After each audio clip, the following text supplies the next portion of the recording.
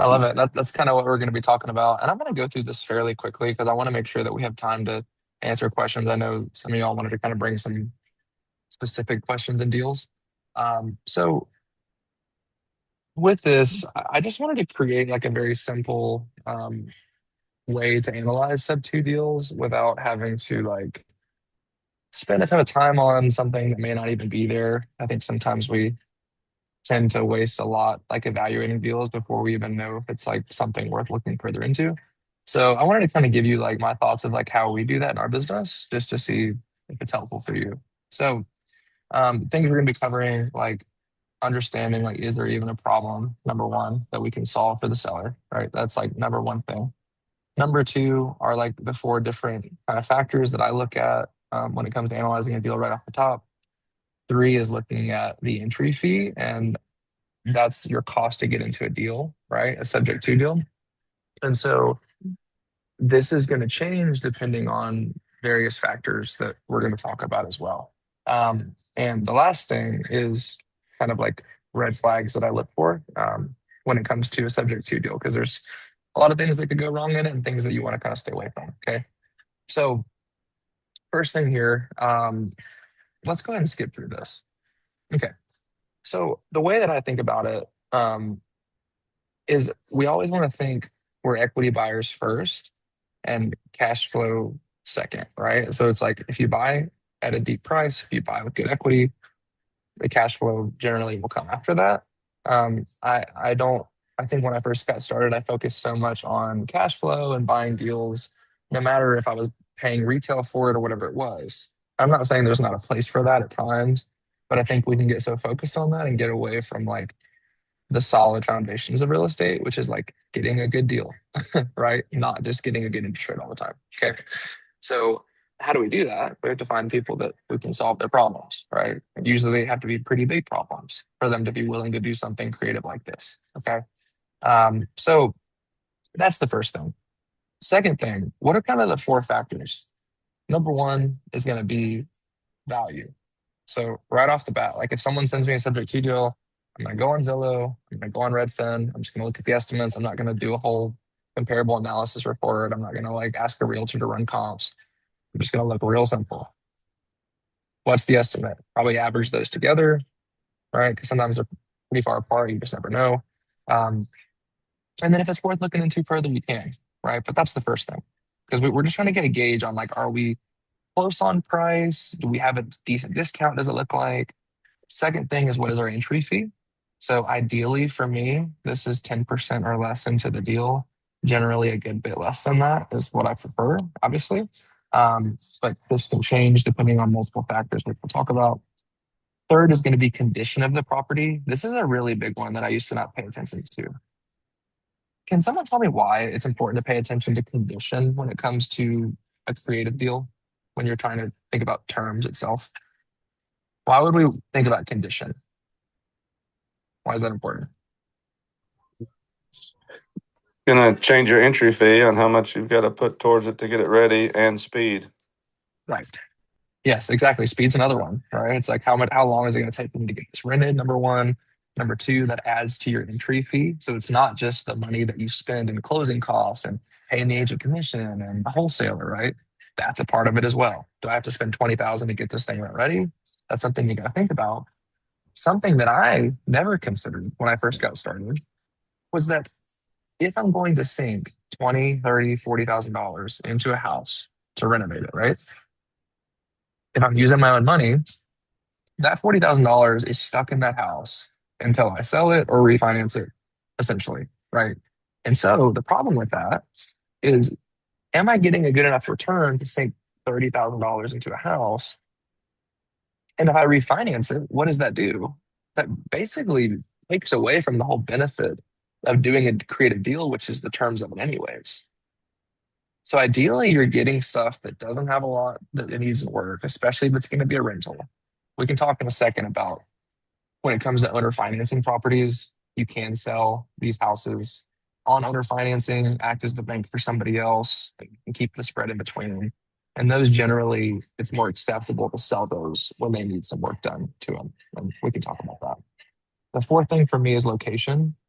So like if I've looked at all these things and they're not great, I may look just to see obviously where it is. And it's like, okay, like for me, for example, uh, if we have a house that maybe I'm paying close to retail for, maybe the entry fee is 10%, maybe the condition's decent and the interest rate is 5%. That's not great. That's not very good, right? But if this is a I don't know, condo or apartment sitting on like Broadway here in Nashville, I may be willing to look at it further, right? That's kind of my point. Far and few between to get something like that, but worth thinking about. So we did talk about location, but I think a big thing with this is that I would rather have a good deal in a great location than a great deal in like a horrible area. Like I don't want something in like Kansas in the cornfields, right? It's like I want something kind of in a nice metro or at least close to it. Um, I have sold houses on owner financing that need 90,000, $100,000 in repairs that I didn't do any work to and sold them as is just because it was in a really good location. It was a place people wanted to be, and so they were willing to do that work in exchange for being in the spot they want to be in. Right. My parents are in the same boat right now.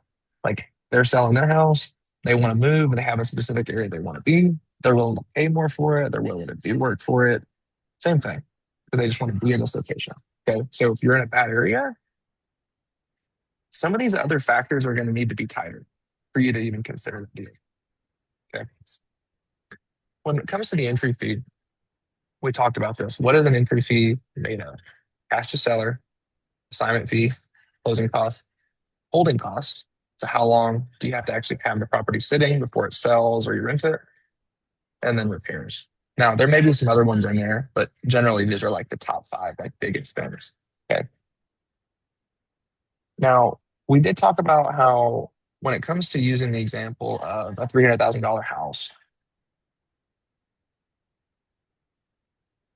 you don't want to just think black and white when it comes to the entry fee because you may miss out on some great deals.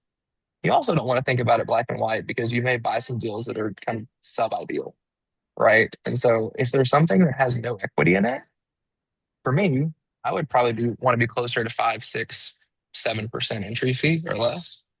So if we're buying a house that's 300 grand, we're taking over a mortgage, it's 280 at 3%. Like for me and my personal business, I would want to be into that deal for like less than 15 grand. I wouldn't want to be in it for 30. Because if I'm in it for 30, I'm basically already underwater on the house. Does that make sense? So that's the first thing. Now, if it has equity, someone brought me the same $300,000 house, 3% rate, but the mortgage is 200. Okay, am I willing to take it over at 30,000? Yeah. Am I willing to go to maybe 40? Possibly, right? So there's something there, and I just think that keeping some nuance with this is important instead of just taking what people say on Facebook and it's like you got to buy it at 10%. It's like no, it depends, and I think sometimes we don't like. Does anyone else not like the answer sometimes? Like it depends. There's kind of a answer that is hard to deal with sometimes and sucks. So, because it actually takes you requiring understanding the reason why it depends, right? That's the only way that it makes sense is like, why does it depend, right? You got to know all the factors that play into it. Last thing is the red flag. Okay. So for me, let me add this person in real quick.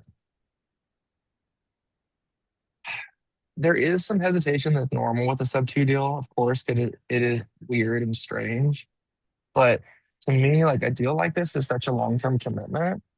And if people are super hesitant about it and they're like, I just don't really want to do this, but I feel like I have to, it's like, I don't love that. I don't love that at all. Right? You're going to be in a long term partnership with this person, whether you like it or not. And so, do you want someone that's difficult? Because, like, if they're a pain in the butt on the front end, they're almost always going to be a pain in the butt on the back end. Like, that's not going to like change. Rudy shaking his head, right? We've all dealt with people like that before. So, it's to me, a great deal is not only a deal that is good on paper and cash flows.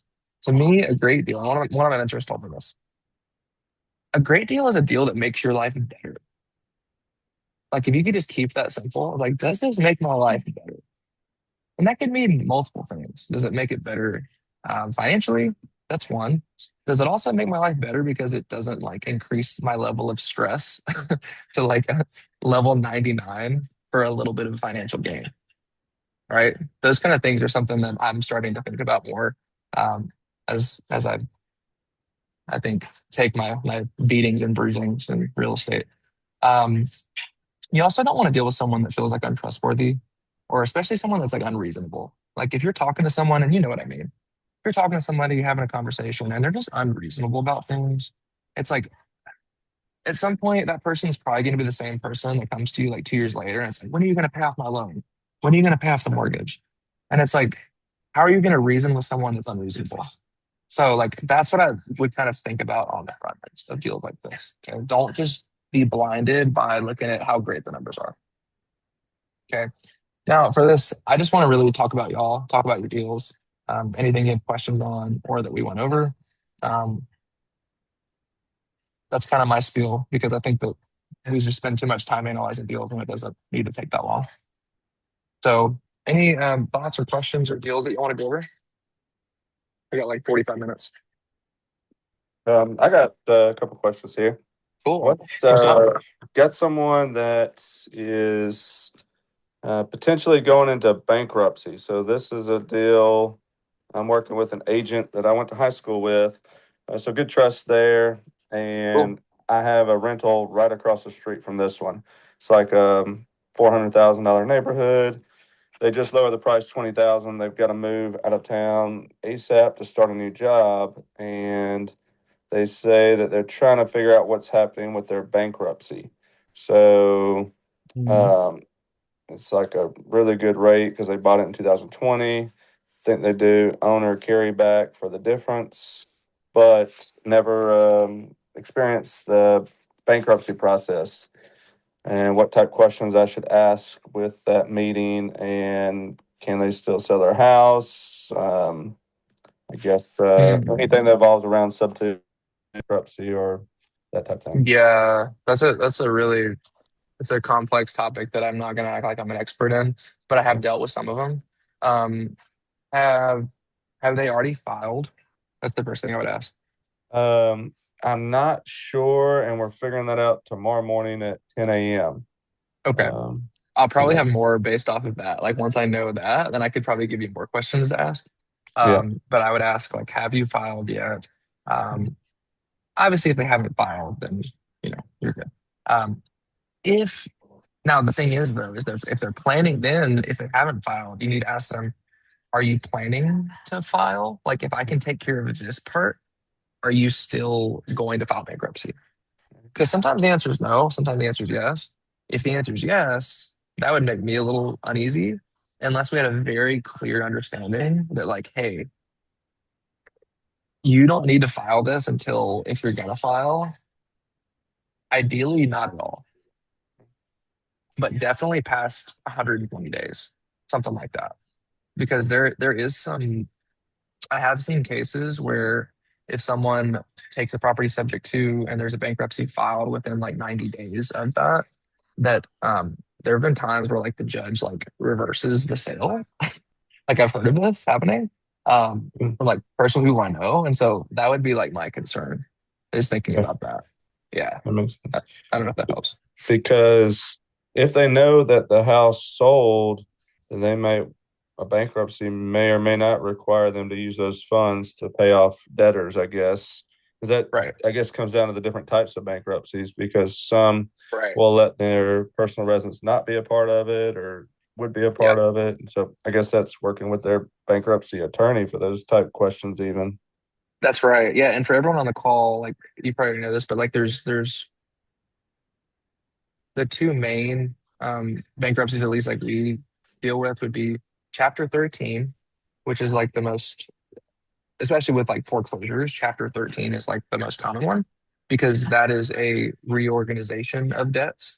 So they're reorganizing it into generally like a bigger. It's like a one. It's like they're making a payment to cover all of these debts basically, and they're extending it over like a period of time, like 5, 6, 7 years to hopefully pay off some of these, right?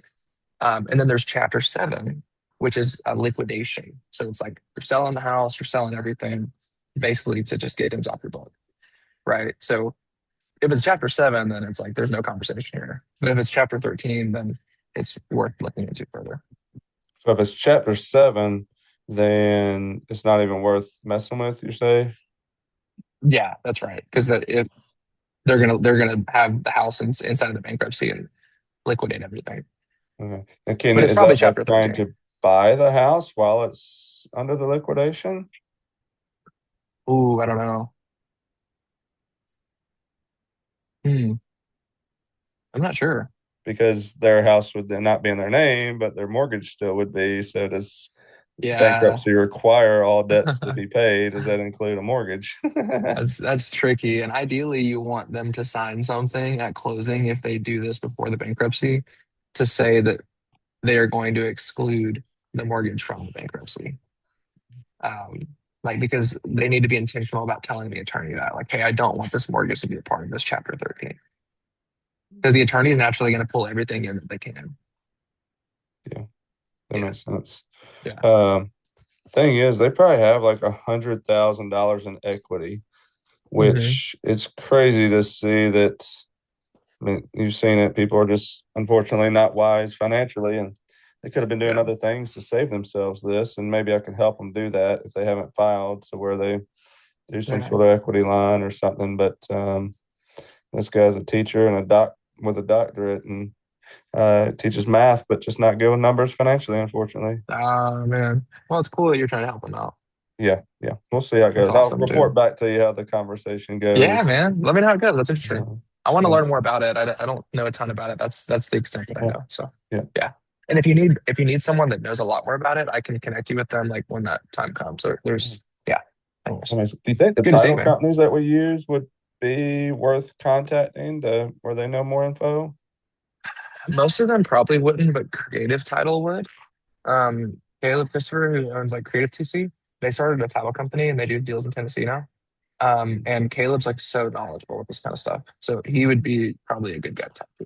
And what's the name of his title? Uh, creative title. Creative title. Mhm. That makes Yeah. sense. Yeah, I've heard of him before. I can, if you want to, I can just like connect you with him. Yeah, yeah, that works. Okay, cool. I'll put you in an email with him. Will you Cool. just text me your email real quick? Yeah, yeah. Thanks, dude. All right. Good No seeing you, problem. man. Yeah, you too. Thanks for the help. Yeah, man. What else? I've got a deal that yeah, love to hear some feedback on. Let's do it.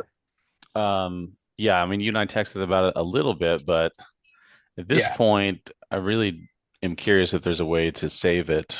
Um I put the Zillow link in the chat and I put all the details. I added more details so everyone can just see the full everything behind it. This deal is actually under contract and it's kind of a fucking mess at this point. So, it's the only way to do them. Is to make a mess. Backstory for you, Evan, for anyone else listening, is that I've closed like 5 creative deals with this agent before. So he sought me out on this deal, and it's both good and bad. I mean, he had an understanding that like basically he's pushing it's his listing. He's pushing for the best terms for his seller, but he knows that the H term he pushed for, it's going to have a lesser chance of selling. And I told him that up front. I told the seller that to her face up front. And, this is kind of where we're at. And honestly, the 5 of the deals I did with him, they didn't seem like good deals to me. I don't know what a good deal is or isn't at this point when it comes to sub two, because I feel like guys in your position will just look at any deal and be like, it sucks.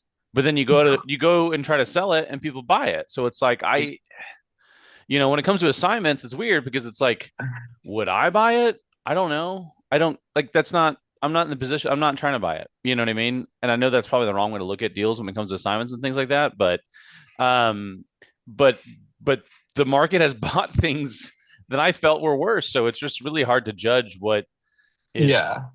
and I'm not just trying to push what's possible or not because, I mean sometimes it's like Right. you got to push the limit of what is possible to get people what hopefully they think that they want, but regardless, at the end of the day, I'm trying to figure this one out. So it seemed like the biggest Mm, pushback in the market was equity, like what you were talking about.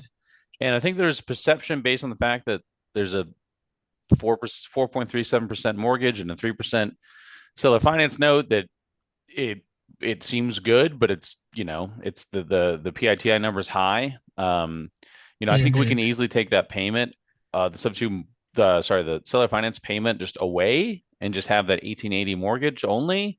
But then I don't know what other levers to really pull to make it appealing to the market, as well as dealing with the seller and the agent because I talked to him a little bit last night and said it's not working out and we need to do this, this, and this to even make it remotely possible. And he's like, well, we can't do all of that. I'm like, well, yeah, all of that is what we need to do in my mind. So I don't know if you want to like break this down or how you want to like play with it right now, but it's kind Well, of where I'm at. yeah. I think you're right on the first part when before we get into it, like what you were saying about there's people that are willing to buy these deals. Like I agree with you. And I know that I've had experience like selling deals that I'm like, that's such a bad deal. Um, but a Well, lot no, of no. times Again, those I'm not trying to people, say if they're good or bad. That's always hard for me. It's like it's not my job to say what's good or bad because I don't. It's hard to say. Does it make sense to me, or is it like what people like you teach? Not mm, always, but then they sell, so it gets kind of confusing as to what is, you know. I, gu- I guess when I say bad, what I mean is that like an experienced investor wouldn't buy it. Um, that's what I mean. Like somebody that's consistently in the business that has to like keep their business going versus like the person that just wants to buy one rental and like they're cool. Like that's different. I sometimes that's what we're looking for is that person that just like wants to get their first rental. And so that's what I qualify as like a bad buyer. I don't mean that they're not that it's horrible for them. I'm not trying to screw anybody over. Like I want them to flourish and do well, but it's like at the end of the day, right? So that's something I kind of think about. And it's like, do you want your business to model to be like finding those bad buyers or like getting good deals or both? Maybe both is like the biggest spread. I don't know. Yeah, I But mean, I think everything I guess for me, the way I look at it, and this is a big debate, is well, people have different reasons for buying, and I may not even comprehend what they are, whether or not I can think of all the things why someone would buy and be like, "You're stupid if you do this," but then like I don't, someone's could be playing on such another level than me. That what do I true. know? The other thing is Yeah. like I just feel like deals, and when I say deals, I mean sellers just they all present differently. And I just think that it's like, oh, if you're a good salesman, you can get here and get there. And I think that's true, but I think some sellers slash deals, you're kind of able to come to this level of deepness on the deal. You're able to come to this level, but maybe you can sell this deal all the way through these levels. And it's Yeah. like, is it good? Is it bad? Are you good or bad at negotiating? I mean, who's to say? But I think there's a range of outcomes. And Hmm. I just feel like there's this idea, like when people teach wholesaling or flipping or sub two, it's like, well, this is what you do, as if every seller you link up with will just like fit into this box that you present to them. It's like I don't. To Right. me, it's just not how it's not really how it works. And you hear people like, yeah, I won't do a deal unless the assignment fee is this. It's like to me, it's like some deals only have a 5% 5K assignment fee in them, That's and right. other That's deals right. accidentally have a 50K. It's sort of like I'm not shooting for 50K because I feel like Right. I would just be shooting myself in the foot if I shot for 50K, right? But then sometimes I'm like, oh shit, this is accident. To me, it's like an accident. This is accidentally a 50K deal. I don't know how, I don't know why, but here we are. Yeah. Good problem to have. Um, so I think like the first thing I would want to think about, like if we're just brainstorming this together live, which I think would be good because then we can figure out how to think about these things. Like, okay, so we have this deal, it's already contracted, right? So what are the biggest complaints that you're getting from buyers right now? um, well, again, I feel like buyers are interesting too psychologically, as in like if some of the terms were presented differently, like maybe their opinions on the whole thing would be different. But it seems like there's a lack of equity concern is the biggest concern. And then Is it fully retail basically?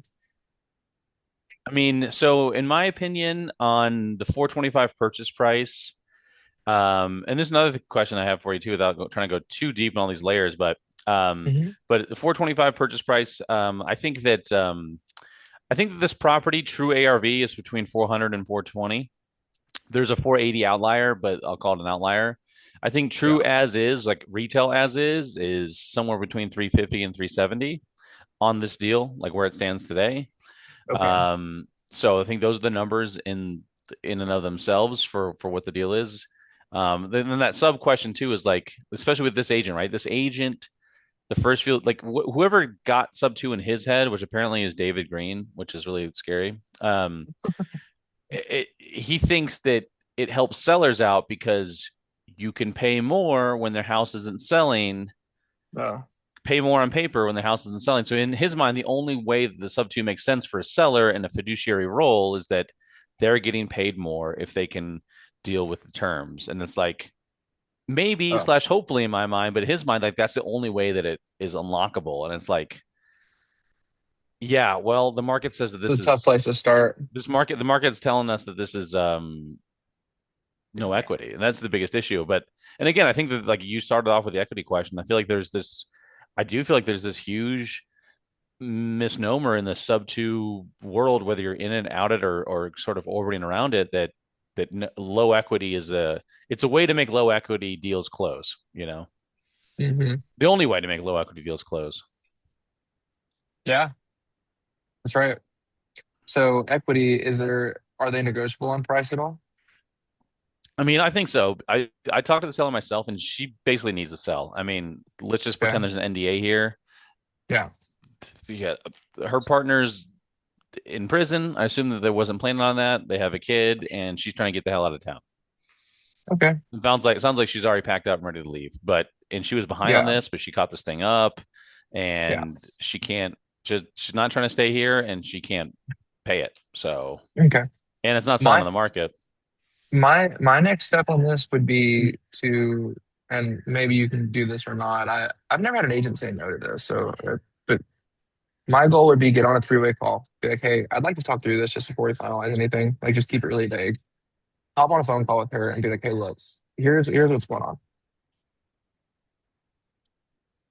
Obviously, the numbers are really tight. Obviously, right now, in my opinion, I'm paying more than what you can provide those comps to show. And knowing knowing what we're doing, right? We're blah blah blah, whatever the value proposition is. We're giving you this, we're closing in a week, we're giving you time at home, whatever it is. I don't think I can make this work. I'm sorry. So you may be better off just like keeping it listed, like maybe for another 2, 3, maybe 4 months, try to hope it sells. Um, or if you're open to being flexible, I mean, I'm happy to try to make something work with you. I mean, it is 425,000 the least you would take, and just like shut up and see what they say. That would be my first instinct, and a lot of times either they'll give you a better number or they'll say, well, like, what were you thinking? It's like, I really don't have a number in mind. I just know I need to be a good bit lower. So it's like, really, at the end of the day, like, what's your bottom dollar? And just press pause. And they may say 400 or something like that. And now at least you've got a better price before you start negotiating terms. So then I would get that price and I'd be like, okay, so if I could do $400,000, that would work for you. Yeah, that would work. Okay, cool. So with the $400,000 and the terms, I'm going to need to go back to the drawing board and really think about the terms that I know I can make sense of and I can for sure do. Because right now, like with this, I just don't feel very confident in it, and I don't want to overpromise anything, right? And I think that's fair. So it's like you've negotiated your price before you made some kind of random offer. So that's what I would do first. What do you think about that? What are your thoughts? Like it, hate it, neutral? Yeah, no, I mean, I think it's reasonable, and I mean, I feel like I've done the order of operations wrong here. I mean, because we did talk before we signed, but it was Okay. it was with the understanding that like, hey, this is what you guys want, and I can't guarantee that this is what the market's going to bring. They know we're looking for a buyer, and she knows that her agent believes we have a track record. But I said there isn't a promise here. You know what I mean? That's Yes. what I'm getting. And I expected that it might sell, that it could sell, that it should sell, and I thought that I could at least get someone to tell me what they would buy it for. Of course, I didn't. Yeah. Everyone just said, "This isn't for me. This isn't for me. This isn't for me." I'm like, no, it is for you at a freaking price. Don't fuck with me. There's got to be an answer. Stop fucking with me, people. But so it's like I wish I could just be like, "Hey, this is what will work," but I don't have that. So it's like, "Hey, I gotta go. We gotta go and try again." And Yeah. and I was already trying to explain to the agent last night, like, hey, when we go, if you want us to go try again, we're gonna have to bring something completely different to the market. So we can't just be like, yeah, this is a little bit better. This knob's a little bit smaller. It's like it has to, like, someone has to pick it up again if they did see it before and be like, oh, this is a different thing. This thing is now Hmm. more attractive. This isn't just like you dusted off some of these numbers a bit, But my Yeah. point is, we've had a conversation with the three of them before, and I'm happy to have another conversation with her. And Hmm. he's being a decent agent, but then when I talked to her, she was just like, "Cool, where do I sign?" Because like, initially she had some lawyer basically write like a lease agreement, and I'm like, "Hey, I'm not signing a lease agreement. This is what needs to happen, or this is not going to work." And she's like, "Okay, what do I need to sign? Just take it away. Just take it off." I was like, "Okay, cool." That's So awesome. I Okay. think that the motivation is higher than the agent wants us to believe, which is his job. Um, Sure. so I'm just trying to figure out what is worth Okay. trying to push out again, if anything. And yeah, and I had that conversation with the agent last night. I put it in the email and very detailed, and we talked about it. I was like, hey, she only owes 205 in this mortgage, and I think as is value is 350 plus ish. If you Yeah. guys just drop this damn price, you can get a regular buyer, conventional buyer, and close this thing out. She's just not going to get as much, but who cares? And this Hmm. is her jailed husband's house that she doesn't want to be a part of, and clearly whatever led him to be in jail means she doesn't want to be with him anymore. So Yeah. who cares about getting money? I just wish people could just be like, hey, or take your equity, but lower your price and get some equity. I don't know. I just people are so stupid. What are the like? Are there a lot of repairs to make it rent ready, or is it rent ready? In my opinion, there's not. But of course, every buyer, not every buyer, a handful of buyers were like, well, we got to put some money into this too. I'm like, why? Why do you need to do that? I mean, Yeah, I that's didn't why I feel put that the way. Zillow link up here because I got that a few times and I'm just like, okay, you're clearly not looking at the deal because you don't like the numbers, so it's fine. But if you look at this Yeah, house, you'll see that it was fine. it's not just livable. It's like it's not ARV updated, but it's a it's a house. Someone did some cute things to it. It's whatever, it's a Yeah, house. yeah. So looking at all these numbers together, like my instinct is to say negotiate your price first, and then I don't think the entry fee is the problem, although I do think getting like the seller down to 10 would really help, obviously. But I don't think the entry fee is the problem. Oh, really? Yeah, because Um, okay, that's good to know. Because I did tell them like, hey, when we go back, I need the price to at least be 400. I need the entry fee to be 15. So seller gets five, you get five, and we get five, which is exactly what I yeah, told them. I mean, I thought maybe they pushed back, but I wanted to at least start as low as I could with a 555. yeah. And I think you should. then I said we got to drop this seller finance payment at a minimum, Yes. so you at least have this 1880 there. I mean, but do you think that's enough to bring back to the market? Entry fee or entry fee shaved or not, like the 1880 with the 400, or does it need to be like 360 with the 1880, as opposed to the 2500? When's the balloon again? 10 year? 10 Yeah. year. And I was going to talk to them about that too, but like, that's going to be the hardest lever to pull, I think, is the balloon. Do they need a monthly payment? That's what I'm saying. I mean, like I said, I think I can take that away. That's how it'd be like, dude, But we still I'll have pay this you the rest in 10 1880. years. Is the 1880 screw us, or is that still doable? I mean, I think at that point you can cash flow on a long term. I think that's fine. That's what I would shoot for. It's like, hey, like I won't even fight you on your 200K, but like I want you to have your equity, but there's no way I can make it work cash flow. So it's like I don't think I can afford to pay you anything. So it's either the levers I'm gonna pull is like I'll give you a little more cash right now, but I can't give you any money. Or there's no cash to you right now and a small monthly payment. That's the decision I would make. I would have them make. And you think buyers could be obviously there's no promise for shit, but you think buyers Mhm. could be attracted to slightly lower purchase price and an 1880 payment, Yeah, and that was really the thing you think was killing it the most was the 2500 payment. I think so. Because I mean, yeah, I saw someone said, basically, like, why don't you wrap it? I mean, and I don't know that I'm in a place where I'd personally try to wrap this, but I couldn't Yeah, necessarily find wrap buyers. But also, I think that 2500 turns off wrap buyers too, yeah. because It's like, it what just are you makes gonna the wrap harder. It means you got to wrap it wider if you want to. get a rabbit for 3,300, 3,400? That's tough. Right. Yeah, Yeah, or 2800 and just hope you have a good down payment. I don't know, but then I have a decent down right, payment, already to the seller. So right. Yeah, is it worth going through the trouble and the risk to make a few $100 a month on it? I don't know. Yeah, I right. think most people would be like, no. But at the So I don't know if 1880, that you could helps, wrap but it that's wider, you think? yeah, exactly. So I would push for that, dude. and I'd give them their option. It's like I'm Mhm. not trying to take anything away from you. It's like I'm happy to give you cash now, but there can't be any payments. Or I'm happy to give you, a higher. I can give you a little bit of monthly payment, maybe $200 a month, but there's going to be Mhm. no cash up front. But then but you do think that there's a chance then it could be assignable after that. I think so. I still think if you're going to give them cash up front, it should be lower for sure. Yeah, no, I mean, it's going to have to be. I agree. But I think you can afford to give them something if you take Yeah. the payment away. Yeah, Okay. maybe try that. That's the best shot I would have at this deal. Yeah. Yeah. It's just I think the biggest hurdle is the fact that the agent thinks of us as someone that can close these things in the way that he sees them because that's how the other ones worked. Yeah. I mean, one of them was a true seller finance and it was a little bit different and a way lower purchase price. I mean, I would say all the parameters were still different, but it honestly felt like the buyers for those deals were like the accidental one buyer, and Hmm. so it's like I don't know. To my mind, it feels like we just landed on a few fluky deals, and this guy thinks that we're like the sub two kings, and it's like I'm not. And these deals were weird, and somehow they worked. And the market isn't in Mm, a place. It's a couple of them closed this February. I don't think the market's in a place where weird deals will sell. They're not. yeah. Well, yeah, give that a shot. Let me know how it goes. But that's like the lever I would pull. Yeah. Thanks, dude. Yeah, dude. Good to see you, man. Um, Alex, what's up, bro? Hey, good to be back. Can you hear me? Yeah, man. It's good to see you. Yeah, you too.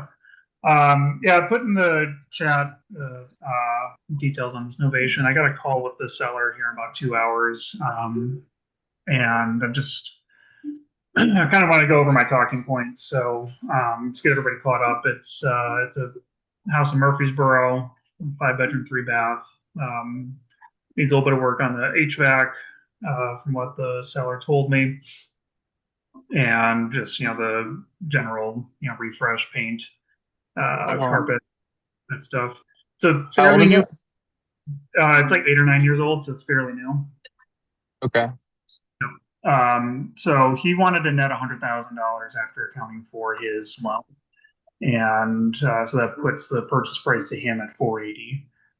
So I talked about this with Brent, and he got a little bit nervous about the spread being kind of thin. So Okay. I'm just kind of looking over,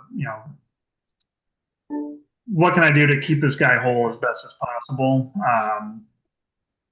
And just going over talking points about like, okay, if I got to walk this back, Mm, main things that I'm looking at are how long it's going to take to sell. The fact that Murfreesboro isn't like the most desirable market, yeah. and then obviously we're going to have to sink money into getting it repaired, and then wait until it sells and to get reimbursed for that. So those are kind of the things that I'm bouncing around in my mind right now. Gotcha. Um, gonna be fully honest. I think I have an appointment with the seller tonight, based on what you're telling me. Um, but so I'll just tell you how to think about it. Okay. Um, like 99% sure I'm talking to the seller at 7:30. Um, that's Just text fine. me this. We Like can compare. everything you're saying is the same. Yeah. Yeah, we can compare notes. Yeah. It's one that Griffin was talking to. So okay, cool. So your question is like with innovation, right? Yeah. Um, okay. So with something like this, the repairs are saying 25, ARV 550. What would the risk be of doing this? Uh, Two things. Number one, it takes a long time to sell, and we got to cover holding costs during that time. Okay. Yeah. Uh, and then obviously just being out the cash during the time when it takes to sell.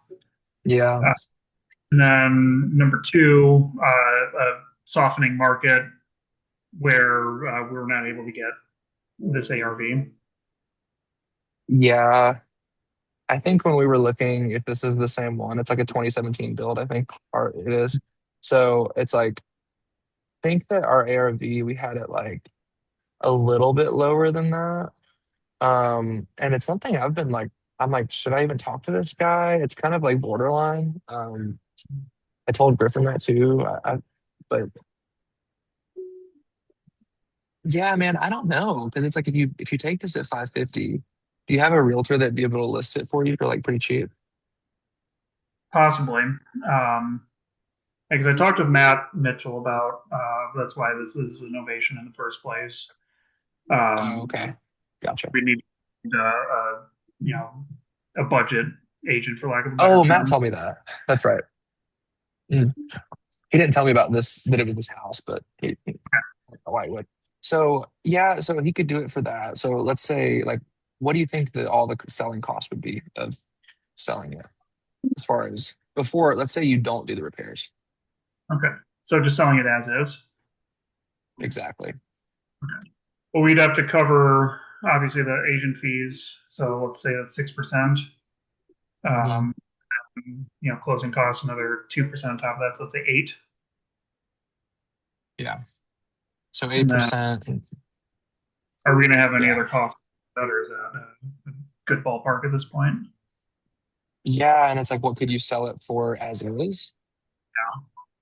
That's another question. If it's 25 in repairs, you think it's like, I don't Mhm. know. It's kind of hard to say. I mean, maybe 515, maybe 510. I don't know. It kind of depends on 500.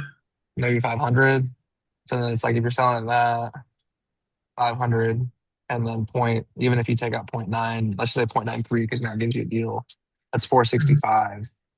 Yeah. Um, and your agreement with him would be 480 because you're going to send that 100, you said? Mhm. Yeah. Yeah. Griffin's in here too. Griffin, I was telling Alex, I think this might be one that we were talking to too, but I told him it's also kind of borderline. So we're just talking about how to think about the deal. Okay, I got you. Sorry for joining late. I forgot that the time changed. Oh, you're good, bro. So yeah, he started like listing out the things. He's like, yeah, it's like 8, 9 years old. It's like the guy wants 100K. Like HVAC's kind of not where I'm like, I think I'm talking to this guy. It So sounds very it, familiar. it's like, is his name Kyle? Like, yeah, I think so. So cool, dude. Dude, I don't know, man. I think you probably got to get it lower. Say again? I think you got to get it lower. Okay. I mean, that's what we were trying to do. All right. So yeah. Well, I guess were you the guy offering 435? No, I didn't offer 435. Oh, he said he got an offer for 435. That was from me. I'm meeting the guy I at was gonna say that 6:30 was tonight. David. That was David, yeah. No, I'm just Okay, so messing. we're all on Not, this not, dude. no, I'm just messing with y'all. Not part of this one at all. Rudy offered him 240. Dude, what's his number? Are we all calling this seller? Or are we just gonna beat him up? I'm here for Should a we tag should we team. all just bombard him right now? Everyone just split the deal 6 ways. I That'd be mean, awesome if we should have merged him in, Alex. I've We should just literally be like done that. me, Just you, put Make him a in the Griffin. school thousand. call, man. Let's do a Yeah. live training. She's like, dude, Send him just the hop in, link, bro. bro. Let's just figure this out. Yeah. Yeah. Yeah, you ever been on That's a so firing funny. squad, Mr. Seller? Yeah. Oh, that's good. Hey, So Alex, yeah. I got a question once y'all move on to a different one. Okay. Yeah, go for it. So got a agent to is ready to pretty much give me the keys for zero entry fee, but the rental it's not the best. The bonus room is a really small landing area. All the bedrooms are upstairs, pretty crowded around it, but it's only like 3 years old on that, and the rent would have to be like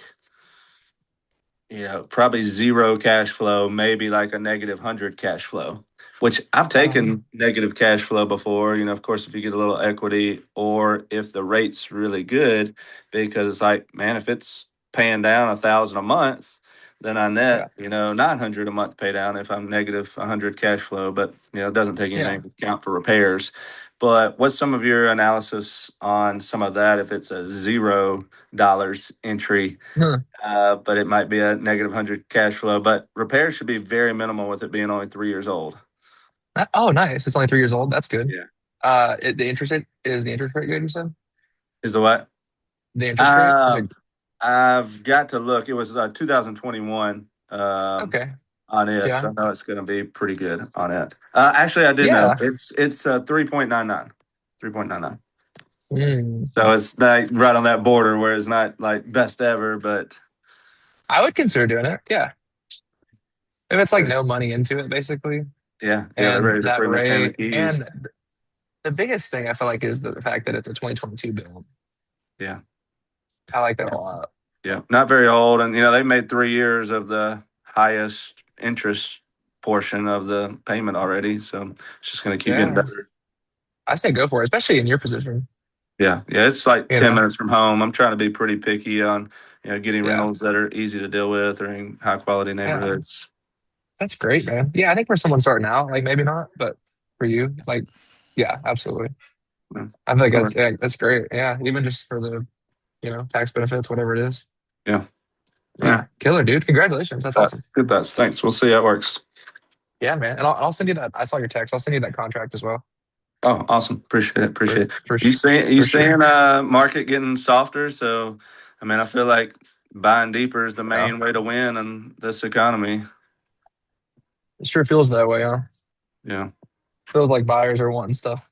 Yeah. Yeah, deeper and deeper. It's weird though. There's some deals that people like. Rudy and I were talking about this not long ago.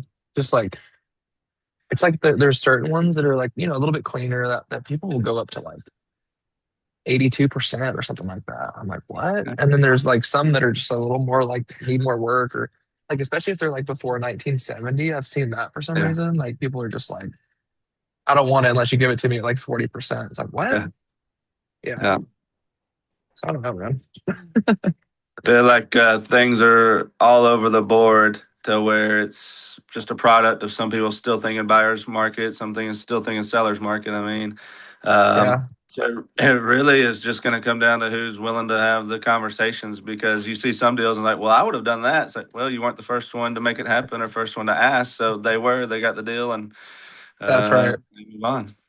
I think it's really, really tough right now if you're maybe I'm wrong because I don't have a lot of experience working with wholesalers, but I can't imagine like only working with wholesalers and not having some kind of direct to Yeah. seller. I just think that would be Yeah. really tough. You got to be so dialed in, Yeah. like with your crews and like with your like. It's almost like I almost feel like there's a thing where it's like if you want to be good at, you can either be good at finding your own deals and building a system to do that, or you like almost have to build a system to like train new wholesalers to bring you deals. Yeah. It's like because it's like the good wholesalers are not gonna like normally wholesale them to you if you're a good buyer. And so it's Yeah. like you almost have to train these people. So like why not just train people on your own team? Yeah. It's like at that point, I don't know. Like it's just I mean, I'm sure there's a benefit. I'm not saying there's not. It's just it seems very similar to me. Right. I guess just less overhead, maybe. Yeah. Less I don't know. Yeah. Yeah. It's a good point. I mean, it's the kind of the point I was making earlier, though. I mean, it's like the good buyers are bad buyers if you're wholesaling, Yeah, for sure. It's like the buyers that Yeah. everyone sees on Facebook in Nashville. Like it's like Yeah. if you're selling to them, you're losing money. But I don't know who they're buying from. I literally ask them all the time. I had a conversation with known buyers recently, and they're like, "Oh, sorry, Rudy, I can see why you're sending this deal. Like, we're running the numbers at 80K a square, $80 a foot, minimum, 120 for most." And I'm like, "Where are you getting What? deals?" They're like wholesalers. I'm like, "Where are you Which getting the ones? wholesalers from?" And they go Yeah. from our social media. I go, I literally I texted them. I said, "I fucking hate social media." And she was like, "Do you hate our social media?" I was like, "Not as much as Felipe Maya's, but I mean, I don't like it. Bro, you're funny, man. Sorry, I can't stand people on social media. And then they're Me too, getting bro. deals from wholesalers and just beating them up. I mean, it's just crazy. They offered me it's 135 and they were dead ass, and then the deal sold for 190. And I'm just like, I don't know what to tell you guys. I said that like 3 days. Bro, that's awesome. It's like talking to Do Evan y'all- about a sub 2 deal. Like, I don't want it. I'm not your buyer. Okay. I've heard this line before. Where did you get this? Did you make that line up, dude? So good, dude. Any other questions? Joshua, what's up, man? You got anything? Yeah, actually, I'm really enjoying you guys' conversation, and That's a the good one. question yeah, the question I had is, just suppose you are talking to someone and you have literally no idea whether he wants to sell his commercial units, like I have a seller in my mind who owns over uh, 24 units of commercial shops, in the same market complex, and he lives in USA, and he's the only child of their parents, and Mhm. somehow he is my relative, and his father lives here in India, but he is like Okay. on bed for almost half 1.5 years, like brain stroke, due to brain stroke. Hmm. So my goal was to, like, how would you reach them to just win the negotiation, and even in such cases where the seller is not interested in selling you specifically, then how you are going to make it happen, and like you win in the negotiation and get that property by.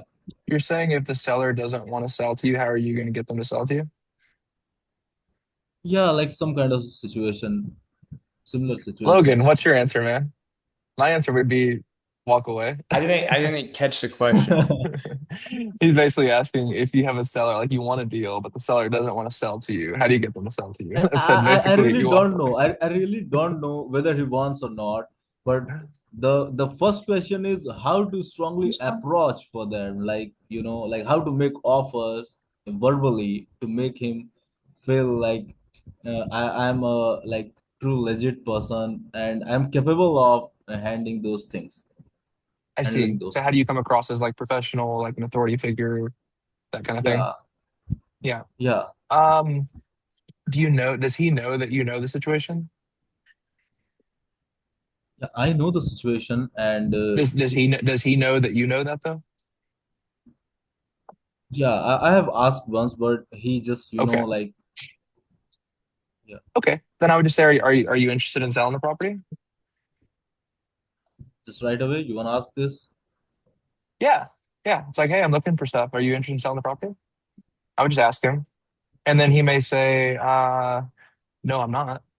It's like, okay, like are you thinking about like hold, and my question then would be, are you thinking about keeping this like long term, or are you just gonna keep it for a little while before you sell it?